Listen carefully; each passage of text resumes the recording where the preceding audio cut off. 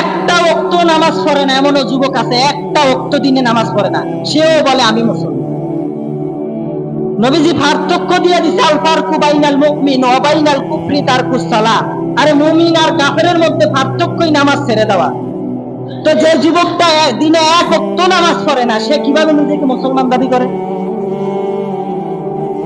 যে মুরব্বী এখনো চুল দাড়ি ফাইগা সাদা হয়ে গেছে, আপনি এখনো কেমনে ঘরের মধ্যে ফজরের সময় থাকেন? আপনার কেন এখনো আখিরাতের ফিকির হয় না কেন? যেই ঘরের মধ্যে একজন মানুষও ফজরের নামাজ পড়ে না, ওই ঘরটা কোনোদিন মানুষের ঘর হতে পারে না। ওই ঘরে যতগুলো মানুষ ফজরের সময় উঠে সকালে 8টা 9টায়, ওগুলো মানুষ উঠে না, ওগুলো জন্তু জানোয়ারের চাইতো খারাপ। এখন বলবেন হুজুর এত কঠিন কথা কেন বলেন? এটা আমার কথা না।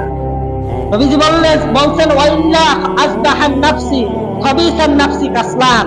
নবীজি বলেন যে ফজর পড়ে না, ফজর না পড়িলে 8টা 9টা বাজে ঘুম থেকে উঠে, ও মানুষ উঠে না, ও ওই গরু ছাগলের চাইতে আরো খারাপ। ও মানুষ উঠে না, ও একটা রাস্তার খবিস উঠে। নবীজি বলে খবিস যে ফজরের সময় ফজরের নামাজ না পড়ে সকালে ঘুম থেকে উঠে। আর খবিস কারে কয় জানেন? খবিস হলো ওই যে বাথরুম ও টয়লেটে যাওয়ার সময় দোয়া করে আল্লাহুম্মা ইন্নী আউযু বিকা মিনাল খুবসি ওয়াল খাবায়েস। এই খবিস হলো ওই টয়লেটে যাওয়ার সময় দোয়া। আর আপনি মুসলমানের সন্তান হয়ে ফজরের